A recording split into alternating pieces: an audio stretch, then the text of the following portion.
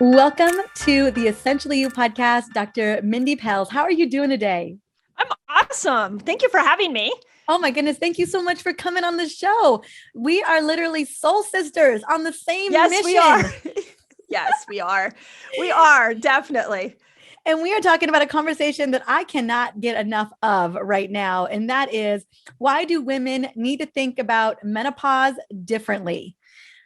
We got to reframe. Yeah, we got to rebrand it. That's what I keep saying. This ain't your mama's menopause. No, it's not. That was well said. No, it is not your mama's menopause. And women, we need to talk about it. Like, we got to start talking about our experience and sharing with our wins. We don't need to bitch about it, but we need to really help each other through it because, as I always say, menopause is an extreme sport.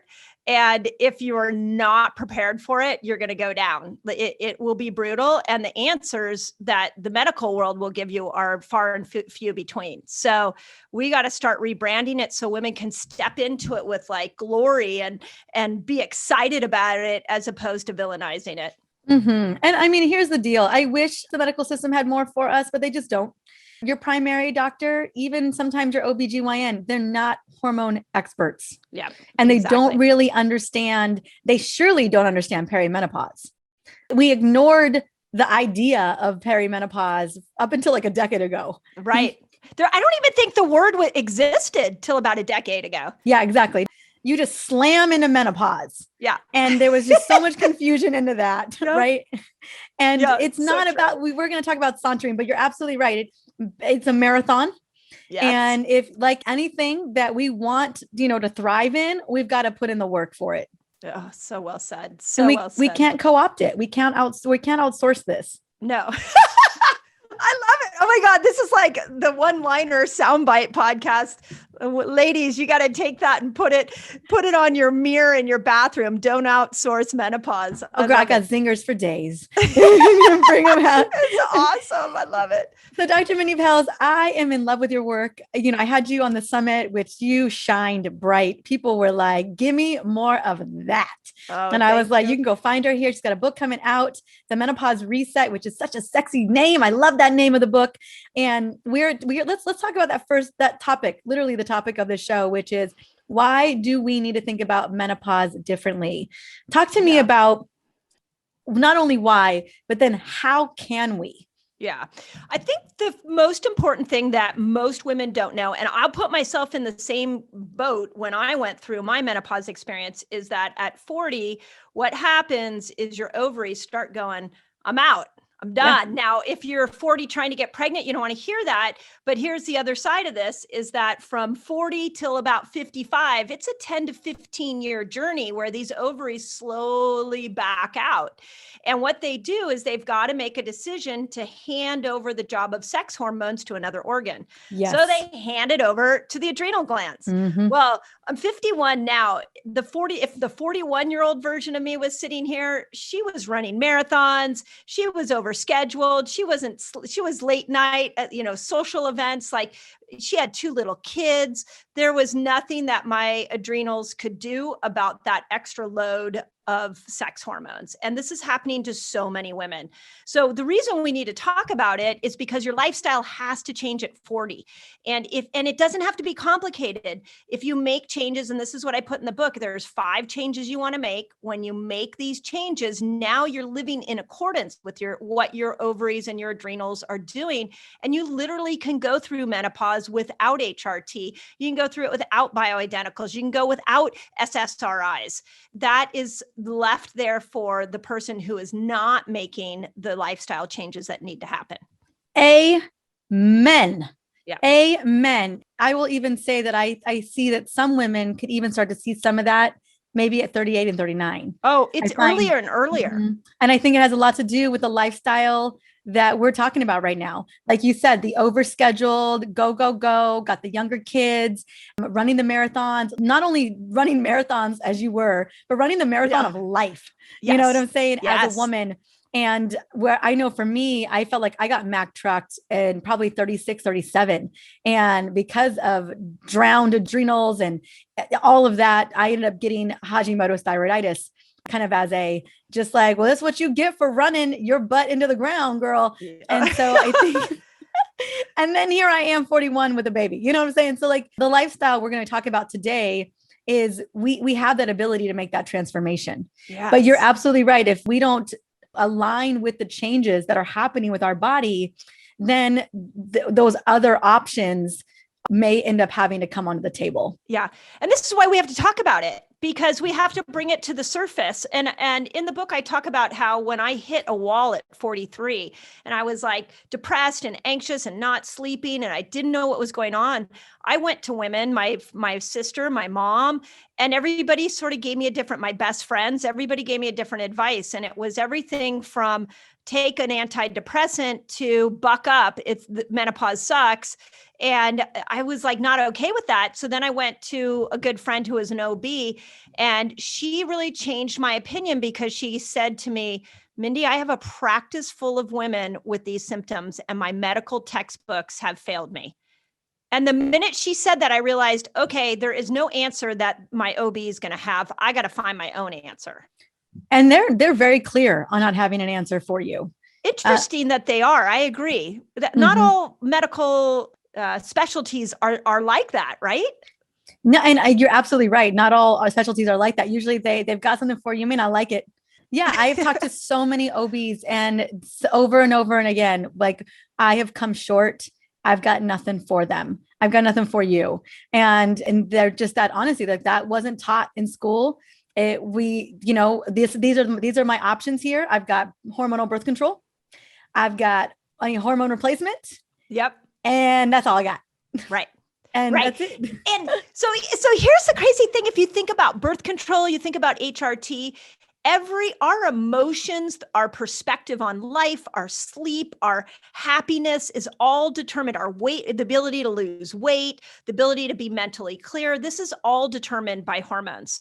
So a question you got to ask yourself is, am I okay putting a synthetic chemical in my body to manipulate these hormones that will change my outlook on life?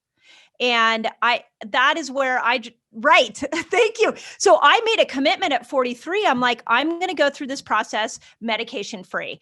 And I'll tell you, at 51, I'm happier than I've ever been applying these principles. I made it through. I'm sleeping. I was able to make the hot flashes go away. There was so much I could change with lifestyle, but lifestyle's not sexy. And it takes work, and you're not going to hear about it on the commercial in between the news reels you're listening to. It's so true. And let's speak into the fact that you slap in a bunch of estrogen on yourself has nothing to do with insulin resistance or low thyroid function or leptin and ghrelin. Like, we're talking about other hormones here that could be the reason. Yes. And us putting on an estrogen patch or taking Xanax isn't going to fix the metabolic dysfunction that we're experiencing. And so it feels like, a Band-Aid that women are told that that's what they need, when oftentimes you put it on the wrong place. It's not even on the right soreness. It's not on the right wound. You didn't even put it on the wound. Exactly. That's a good analogy. And that's it breaks my heart to see. And my mom was that woman who at 48 years old, having crazy hot flashes, weight resistance, the whole gamut of symptoms, that she wanted labs done. She didn't want to tell me. She didn't want to burden me with what was going on at the time. And she thought she could kind of like go over here and do it and handle it. And she was like, but I know I needed to get labs. And her doctor's like, no, I don't run labs because they're not necessary. 2, I'm just going to give you an estrogen patch. It's going to fix your problems. So my mom went off on her merry way. For a couple of weeks, it lessened her hot flashes, but the symptoms came on. She ended up in a really deep, dark hole of a depression and just crazy symptomology. 3 months later, she calls me in the middle of the night and she's like, I'm having suicidal thoughts. Like, I don't even know what's going on. Like, who I was 3 months ago, I'm not even that woman anymore. And I was like, well, what changed? What happened? And she's like, I'm so sorry. I never told you, but I got on this estrogen patch and it's been downhill since then. And this is her story, right? This is not everybody, but we weaned her off that estrogen patch because let me tell you, hormone replacement is addictive if you're not mindful. So we had to be careful about taking her off. And then we adopted so much of what you talk about in the book. And she had a massive turnaround in like 60 days, including no more depression. And so, had we looked at what was going on with her, we look, and not just throwing on a patch, like she was in the danger zone for sure. How old was she? She was 48. Yeah. See, She was in it. So, right. Like I think in the 40s, it depends on the age you have your kids, but there's this thing where when the depression and anxiety hits, it's so easy to call it your husband or call it your kids or call it, I'm a working mom. It's so easy to label it something else. And what I learned as I sort of suffered through it and started pointing fingers at everything outside of me was that there was a chemical change that was happening inside of me that was making me irritable to everybody around me, that was causing me not to sleep, that was messing with my thought pattern. And I think that's really the gift we have to give women back, is that if you are depressed at 40 and over, if you're anxious, if you're not sleeping, if you're suicidal, that you're not going crazy, you're just missing your hormones. And now let's work to naturally bring that back for you. I love that so much. So let's talk about the not so sexy, but absolutely necessary lifestyle. I think that first step, and I think you can agree to it, is that we do have to reframe. We do got to say to ourselves, I get to redefine this. I get to decide what this looks like for me. I get to reclaim my life, but I get to be responsible for it. I get to be the CEO of it, because again, outsourcing it most likely isn't going to do us any favors unless they're outsourcing it to our books. That's right. There we go. Unless you're like I feel like in these moments where we have these huge hormonal changes, we need a manual. And so I actually never wanted to write the Menopause Reset, but my whole community was like, what are you doing? What'd you do? They could my friends were like, I can see a difference in you. What are you doing? So that's why I just whipped it out. I'm like, okay, we're going to make this an easy read. Let's get this in everybody's hand, because there is a lifestyle that has to change at 40. And if it doesn't, you will suffer more. That's the bottom line. So true. 100%. And the sooner that we can do that, the better. I mean, ideally, what I'd love, and not that any 20 or 30-year-old is looking to look into a menopause book, but it's a lifestyle that we do then that's going to dictate how it goes later. And my mom had horrific periods in her 20s and her 30s. It's no wonder she hit a wall in perimenopause heading into menopause, right? And the beautiful thing is that I've learned is that women can absolutely turn it all around at any place. So I want to just bring the hope to that. If you're thinking to yourself, gosh, I'm 49 right now. Yeah. Yes. Okay. So let's talk about what has been postmenopausal. Oh yeah. Oh, absolutely. Postmenopausal. Like anytime. Talk to me. Exactly. What's the number one thing that you would start with? Gosh, well, I'm a fasting fan, so I'm going to start with how often you're eating, because the 40-year-old version of me would eat 6 meals a day, got up every morning, had a cup of coffee and either a smoothie or some toast with some peanut butter on it. And I grew up in the school of breakfast is the most important meal of the day. And what happens over 40 is that as estrogen goes on its little roller coaster ride, you become more insulin resistant. Yes. And the absolute best way to get out of insulin resistance is just doing something as simple as intermittent fasting, because now you're training your body to go from being a sugar burner to a fat burner. And you're showing your body that it has 2 energy sources. And this is going to become more important the deeper you get into menopause. But just start with intermittent fasting. It doesn't cost money. Once you learn how to do it, it frees up your life. You get better mental clarity. It's a game changer. I love that. And and I know that fasting for women can be different than fasting for men. Yeah. We're not little men. No, we are not little men. We have to keep yelling that. But I want to speak. I think I had a whole episode devoted to this topic. Is the number one hormone to look out for in your 40s is not estrogen. It is insulin. That is the big one. Yes, I love it. Yes, that's a good rebrand, because I agree. The other one that I never knew, and I wrote a whole chapter on this because I was so sad that I took this hormone for granted, was progesterone.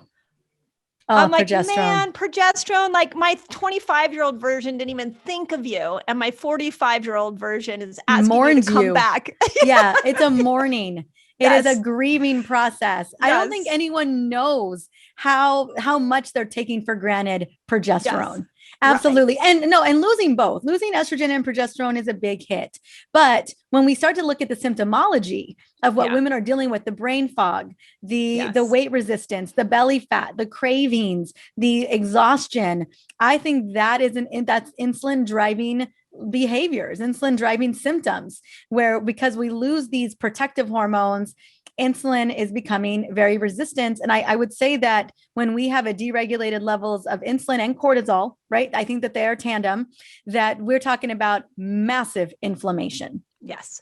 Yeah. And so in the book, I talk about a hormonal hierarchy where if you want to make a change in your sex hormones, you have to manage insulin. I actually think it's near impossible to manage insulin or to change estrogen, progesterone, and testosterone if you're not doing something around insulin. And fasting is a great way. We can talk a little bit about diet too, but fasting is one of the best ways to start to bring insulin back into check. But then we have to remember that insulin is controlled by cortisol. So yes, ma'am. Right?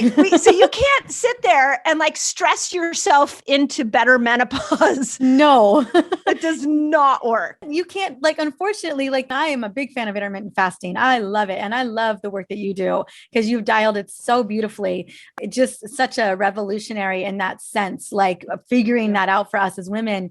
But I always say, like, you can't intermittent fast. You can't green smoothie. You can't kale salad your way out of chronic stress. No. And we see so many women on our platform that because what I teach is put the scale away. The scale doesn't tell you anything about your self-worth or about your health. And let's start looking at things like glucose monitors and the little keto mojos. Let's look at that. But then women get obsessed with that. They're like, I'm doing everything you're saying, but my blood sugar isn't coming down. And then I say, okay, just keep doing everything I say and just relax. Just relax. Right? And I'll tell you what, that is a trigger word for me. If my husband tells me to relax, I become a tigress. Right. Okay. So here, and you have a baby. So this is perfect. So I am the same way. I'm like, don't tell me to relax, Tell me to relax one more time. That's right. And let's see if your head is on your neck anymore. We're married to the same guy. And that sounds like a perimenopausal woman. You kind of want to kill everybody around you. Yeah. Especially him. Especially the ones that keep coming back every day to have a conversation with you. But here's what I started to do. And this is where you and that baby, you can like make sure that you're loving on that baby as much as possible, because if you get oxytocin, oxytocin brings cortisol down. Now, if you bring cortisol down, now you can regulate your insulin. And now all those sex hormones that you're hoping HRT is going to fix, you've fixed on your own. So I started doing things like petting my dog more, because my kids are grown, right? So my 18-year-old son, I now have a joke with him where I'm like, I just need some oxytocin. Can you hug me for a moment? And luckily take one for the team, for mama. Take one for the team. Take one for the team. Team mama over here. Exactly. So, but you start looking at oxytocin not as this nuisance, like, oh my God, you start going, oh my God, if I have conversations like this, if I, pet my dog, if I take my dog for a walk, if I call somebody and I tell them I love them, or that I give them, tell them how grateful I am. Those are moments that are helping my hormonal health. That's a game changer. I think especially community. I think about women in terms of our resilience, and also especially in cultures where menopause there's not even a word for menopause in Japan. It's not even a word for menopause in parts of South America. And you think about those women are so deeply embedded in their community. Like there's that the best friends resilience that you've got, then it's literally, you're just pulsing out oxytocin all the time because you got your ladies. And it's so true. I believe that, tapping into that oxytocin and having ways in which that you can send the safety signals to the brain that tell your brain that everything is okay, that there's not a tiger behind you when you get that text message is so, so critical, because you and I both know if cortisol is deregulated, insulin is just going to fall right out of regulation. And whether you're eating super healthy, you're filling in the nutrient gaps. I would say that I don't know if this is what you're seeing a lot of, but that stress is one of those intangibles that really is wrecking so many of us. So many. I think a lot about like how many divorces happen in a woman's 40-year-old years because her hormones are changing and then her kids are growing up and the stressors have like she's hit her max. So absolutely, I think we cannot move through menopause without tools on how to handle stress. And to your point about women in community, I was thinking, they always tout the Okinawa women as they live to what, 100, 120. 100. Yes. Okay, so two of the things I know that they absolutely do. One is they only eat one meal a day. So they eat less and and we've seen this before that there's more calorie restriction happening in those women. But the second is that they hang out in community. Yeah, they've got their group that they grew up with. Right. Like their whole life. And they get together multiple times a week into their hundreds. Right. Yeah. And I think usually their meal is usually like lunch. So it's kind of that middle meal. Yeah, absolutely. Yeah. And they could have written my book. Yeah, they could have. Yeah.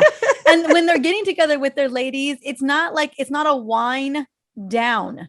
They're not pounding bottles of wine at like 7:00 at night. Cause you and I both know wine ain't doing nobody any favors. Yeah, I know. Unfortunately. I know. And I actually brought Dr. Carrie Jones on my podcast because I was like, you can't stop bashing wine. You have to tell me that wine is going to be okay for me. I was just teasing her, and she's like, because I can see it on my CGM.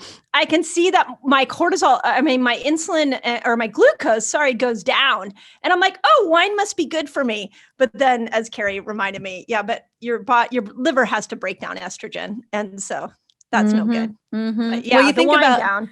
I know part of me, like in a previous life, was Italian. I know it. But there came a point where I want to say it was probably around 39. All of a sudden that glass of wine or that one little cocktail, it was harmful. I felt it the next day. I couldn't show up the way I wanted to the next day. But so many of us, especially in our 40s, when we should be putting it to rest, we're doubling down on the wind down, with our best friends. And that I find can be so detrimental to us. We wonder why we feel like crap the next day. Right. Yeah. And you hear a lot of women actually in their 40s say, I just can't drink wine anymore, or I just can't drink alcohol. And that's a really good sign that you need to love on that liver. That liver is doing a lot of work. And the interesting thing that I really have been talking a lot about lately with my community is just because you make a hormone doesn't mean you metabolize that hormone and are getting it into the cells. So for the woman going through menopause, estrogen's already declining. So you want to use as much of that estrogen as you possibly can. And if the liver is already overloaded, it's not going to break down that estrogen very well. And you're going to find yourself more estrogen deficient. And that is not what you want. No. And I would argue, just like we see a lot of insulin resistance, is that most of us are dealing with a sluggish liver by the time we're in our 40s. I mean, your liver, have you ever watched the show Dirty Jobs? Like that is your liver, you know what I'm saying? And yes. I just think we don't think about it until we see elevated enzymes or our doctor tells us we have a fatty liver. We never think about that. Like we don't wonder, why do we have estrogen dominance? Why am I seeing all these estrogen dominant type signs? And right. Most likely your liver is getting its butt handed to it. And so I'm so glad that you mentioned that as well. And I know Dr. Carrie Jones doubles down on those 3 phases, right? Phase 1 and 2 of the liver, and then the gut being the third phase. And if we are drinking a lot, that gut permeability is real. That estrobolome is not able to function so well. And that was the other aha I had when I went through menopause, was like, oh my God, I actually have a set of bacteria in my gut that break down estrogen. And they actually gave it a name. That is so cool. So cool. Well, thank God for that. Right, exactly. They actually gave it a name that sounds like estrogen too. There was so much I learned about my body in my 40s that I'm like, why aren't we teaching 13 and 14-year-olds this, or women who are trying to get pregnant? It's crazy how much your lifestyle can impact your hormones. We just haven't been taught that. again, why we're having this conversation. We're continuing to have more of these conversations Yes. because they're so necessary. It's no wonder women walk out of the doctor's office and just bewildered and disappointed and just feel like they have nothing. They've got nothing walking out of there. I have felt that way multiple times, and I've even, as a women's hormone expert and practitioner, when I was going through the process of being pregnant and visiting my OBGYN, I know I have thyroid. I'm always regulating my thyroid, making sure I tweak it and make sure it's working properly. And it was just so fascinating to be with her and to ask great questions. And she's like, I got nothing for you. And I was like, I know you don't, but it's interesting to be in it, because I have to go anyway. I'm pregnant. I got to go to these appointments. I mean, one of the things that was such an alarming, interesting moment, I had to do my glucose tolerance test. Every pregnant woman has to do it just in case you've got, insulin resistance during your pregnancy. And she's like, you're going to fail this test. And I was like, what? She's like, yes, you're 41. You're failing. And because she she's didn't have very much faith in you. Well, it's so fascinating. She's like, that we know this, that they know this, and yet it's still a watch and wait scenario. She's like, almost every woman in their 40s has insulin resistance, and pregnancy is guaranteed insulin resistance. So you're 40 and you're pregnant, girl, I promise you, 95% of the women who come in here have insulin resistance and they fail this test. And I was like, well, I'm going to show you. Yeah, I was going to say, tell me you didn't fail it. I did not fail it, girl. I did not fail that test. And she, she sent me a little message and she's like, whoa, you didn't. I was like, do you know how hard I work at dialing my insulin levels? Like what was really fascinating, the thing I took away from is like, wait, all these doctors know that us as women are struggling with insulin resistance. And yet it's this wait and see approach to diabetes. Okay, we got something for you. Right. And that was one thing that I when I started to look at these declining sex hormones, I started to see that actually more disease happens for women postmenopausal. But we don't actually talk about that because we always hear of the 40-year-old mom who dies of breast cancer. And so my mentality prior to that was that women were getting more cancers before they go through the menopause process, but it happens after. So then I started thinking, okay, well, if you don't change your lifestyle and all you do is HRT, then you're actually setting yourself up for more disease because you haven't really created a lifestyle that will naturally balance these hormones on their own. And estrogen is cardioprotective, making sure your estrogen is breaking down into the helpful estrogens, not the harmful estrogens. Like these are things that every woman needs to know how to do so that she doesn't get disease in 50 and 60. All those diseases, the cancers, the heart disease, the Alzheimer's, that is all preventable.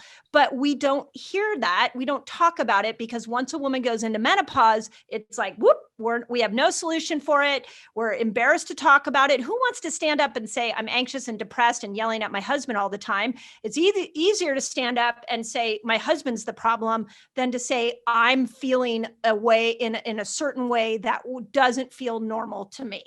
Mm-hmm. Agreed. And I think it has a lot to do with how society has painted our worth and painted how we show up in the world. Like there was something that was really interesting that I learned is that marketing companies, when they're doing marketing research, they stop researching women after the age of 55 because they don't think it's worthwhile. We're the most brilliant at that point. I know. It's just really how our culture is continuing to perpetuate it. And I can't tell you how often I hear women are just like, it's downhill from here for me. Like, that's all. I've just decided that that's how it's going to be. And then it's just this downhill trek to a cardiovascular disease or to cancer or dementia or osteoporosis or, a broken hip or whatever that may be, when there's so much that we could do. Yeah. It's just once you hit that phase, we just write it off. That's crazy. Yeah. And here's what I've noticed at 51 is that each year that goes by, I actually feel wiser. I feel more comfortable in my skin. My kids are grown. Like I'm starting to look around my life and go, okay, what do I want to do? I've spent the last 20 years trying to orchestrate my life around kids. Like I'm in a place where my health is more important than ever before because it's quality of life. And I can't imagine going into the postmenopausal years with hating the body you're in, not sleeping, hair falling out, and depressed and anxious, hot flashes. And then now you got to worry about disease. This has to change. That has to change, but it's only going to change by women banding together and talking about it and sharing our experiences, not in a bitching way, in a collaborative, wonderful way, but then looking at our lifestyle and making those changes.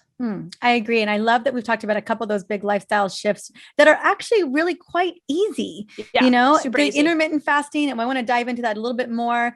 Maybe tabling the alcohol or the wine just to help. Again, it's all about insulin, potentially getting a continuous glucose monitor so you can really see what's going on there. Highly recommend it. Yes.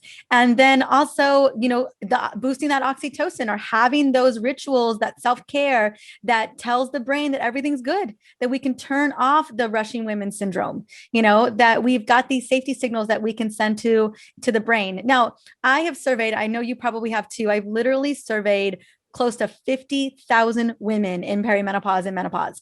And I have asked them over and over again, what is the biggest disruption? What is the biggest disruption? And I, time and time again, I've been doing this for 5 years. I'm always just curious if things shift, because we always hear that menopause is hot flashes and vaginal dryness. And let me tell you, those never make the top 3 list. They never do. And not to say that those aren't some of the biggest concerns for some women, but it doesn't ever make the top 3 list. No, that's old school menopause. Yes. That's old. That's like the old school menopause messaging was the hot flash. Men messaging. I don't even know what that is. Oh, good point. Oh, I didn't even think about that. Yeah. Wow. So first one is weight resistance. They're struggling with weight. Yeah. You know it. Number 2 is they're exhausted.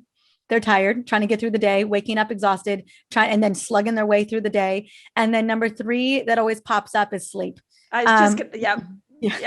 Sleep. Yep. I would have guessed all 3 of those. And then the memory loss. Yes, and brain fog's number 4. Yeah. Okay. That's always number 4. Hot flashes are typically number 5.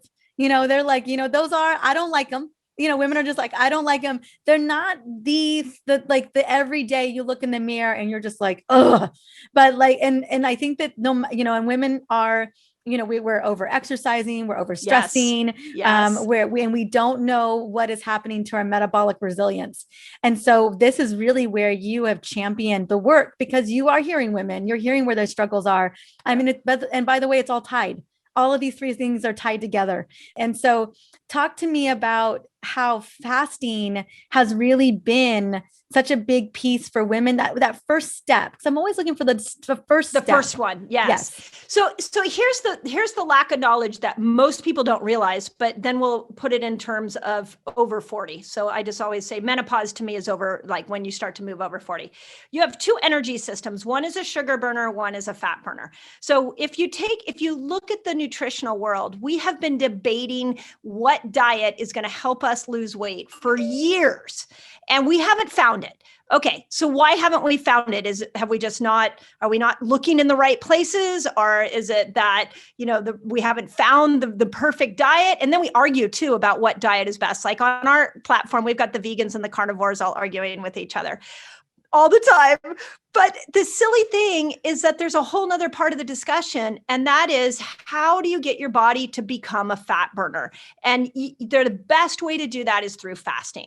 So what you've got to do, the very first step, is look at your eating window. Right now, your eating window is probably 7 a.m. till 8 o'clock at night. And in that eating window, you are probably working on the quality of the food, hopefully, that you're eating. And you probably came from the camp of, let me eat more, and that will speed up my metabolism, which there's no science on that, by the way. I've looked, there's no science. I feel like there's opposite science. Right. Actually, I did hear recently that Kellogg's came up with the slogan, breakfast is the most important meal of the day, for their cornflakes back in the 70s. And we still say it now. We still say it. Yeah. It's the king of meals is breakfast. Right. Yeah. So the first step for the women over 40, if you know estrogen's going to decline, if you know you're going to become more insulin resistant, then let's just shorten the time that you're eating. Like, let's just go to this place where maybe you're eating 7, 8 hours out of the day, and then you're fasting the rest of it. So it's not that hard to do. It does require that you stop eating. Try not eating the 9 o'clock, 10 o'clock binging. See if you can go more towards stop eating 7, 8 o'clock. And then when you get up in the morning, have your cup of coffee if you want it, have your cup of tea if you want it, but then don't eat until 10 or 11 in the morning. Just push breakfast back and think of your 24-hour cycle as there is a window in which you're eating and there's a window when you're fasting. And if you start doing that, now you're training your body to be in the fat burning energy system. And the byproduct of that is ketones. And ketones then go up into your brain and they start to repair neurons. The neurons that are degenerating, that if you don't get ketones, are going to lead to Alzheimer's later. So let's start regenerating these neurons, and you're going to now start to get more mental clarity. And then as the ketones go up, that signals the body to make more GABA. Well, as you're losing progesterone, you better hold on to some GABA, because the GABA is the only thing that's going to calm you at that point. So this one switch, just taking your food and compressing it and elongating the time you're not eating, has multiple fascinating effects for the menopausal woman. I agree. The side benefits are endless. We're talking about efficient energy creation. We're talking about loving our mitochondria, they're a part of cranking your cortisol. If your mitochondria are unhappy, you don't have cortisol, you know what I'm saying? And then what I love too is that shorter window is, we know that if you eat, if you can not eat 3 hours before you go to bed, that your glial cells can shrink and you can do a brainwashing, like clean up the amyloid plaque, clean up all the mess that's in there, so that we are decreasing our chances for Alzheimer's. There's so many side benefits here when we take a look at it. But most important, let's be honest, you and I, all of us, we want more energy. Yes. We want efficient energy. Yeah. I want energy all the time. Yeah. You know what I'm saying? I actually, after I've been doing these 5 things now, the biggest problem I have is I have too much energy. I know that everyone's like, I know. And I don't mean that in a me. Right. I don't mean it in a braggy way. I mean it in my lifestyle has created so much consistent energy for me that sometimes it's 9 o'clock at night and I'm like, can't really go to sleep because my energy has been just built as the day has gone on. Now I have a whole routine around sleep that I do now to kind of calm myself down. But I just want to say that to show you what's possible. You're looking at a woman who at 20 years old had chronic fatigue syndrome. So I know what it's like to not have energy. And it's the worst of all symptoms because you can't function. No, it is the worst of all symptoms. Yes, it stinks when you're holding on to belly fat. Yes, it stinks to be thinking you're doing all the right things and not lose weight. But there is nothing worse than having to negotiate your life about what kind of energy you've got for one thing versus another. I will say that I was the most selfish person when I literally had nothing to give to anyone else, just me crawling through my day to get through work and go home and pass out. Yeah. And this is why this one change, if we just acknowledge that there is this other energy system, its fancy name is called the ketogenic energy system. And you're there when your body starts making ketones. Well, if you don't have a ketone reader, okay, then you're there when your mental clarity improves, your hunger goes away, when your energy goes up. This is all the benefit of learning how to train this energy system. And as long as we're over here debating carnivore, vegan, paleo, Weight Watchers, Jenny Craig, as long as we're debating that, we are not tapping into this energy system that is really the most accessible through fasting. So true. Like, we've got to become more efficient with our energy, especially women. We've got to manage this insulin resistance. It is the struggle is real. And Mindy, I love that you are painting possibility. I love that you're bragging about your energy. I want us to paint the vision of possibility for women listening to this, because I know every one of them, I know so many of us are waking up thinking, I'm waking up tired, how do I even crawl out of this? Is there any way to crawl out of this? And that first step. Now, what is the sweet spot for this window that we're talking about? What have you found, working with so many women over the years?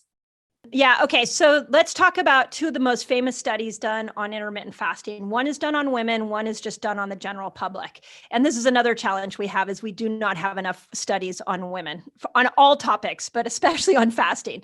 So with intermittent fasting, we know that 13 to 15 hours without food starts to lower inflammation down. You'll manage insulin better. They can even see it on blood work. Over 1,500 peer-reviewed journals were studied, and the New England Journal of Medicine came out looking at those studies in 2019 and said, okay, guys, the intermittent fasting should be your first line of treatment for obesity, diabetes, Alzheimer's, dementia, multiple sclerosis, pre and post surgeries, like you name it, they listed off like 10 to 15 different conditions, but that was men and women. So 13 to 15 is great. Now, when we go and we look at the women's studies, a really interesting one was done on over 2,000 women who had been going through breast cancer and were doing traditional treatment. They had them just fast for 13 hours, and they did that consistently. And what they found is that after several months, it wasn't even that long, that those women over time started to have a 70% less reoccurrence of the breast cancer. So they were 70% less likely to have breast cancer come back. Okay, well, what was going on there?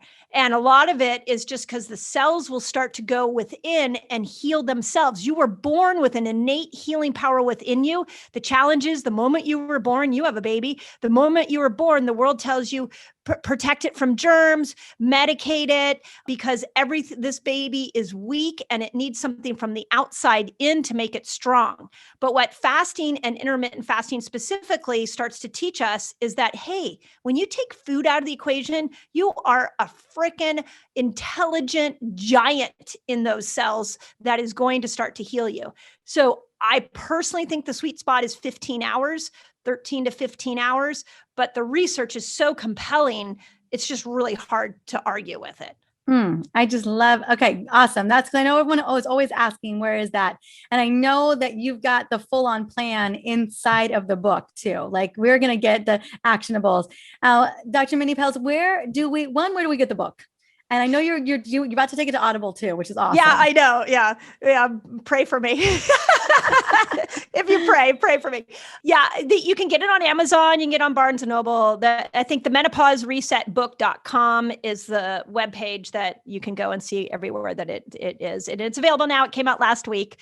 So it's right there next to your book. I keep seeing it like showing up. I think at one point I kept taking pictures last week. It was like, I was at Women's Health. I was like number 1 and you were number 2. You'll pass me this week as your book comes out, but it's fun, right? It's so fun. It is so fun. And it's so fun to see you right there. And because I'm just championing you on because there's not enough of us having this conversation. Yes. We need more of these books. That's right. I just want to say congratulations. I think every woman 40 and beyond needs your book. Yeah, and I'm super excited to put it in the show notes. I'll have it in Instagram. It's going to go in email. It's going to go everywhere.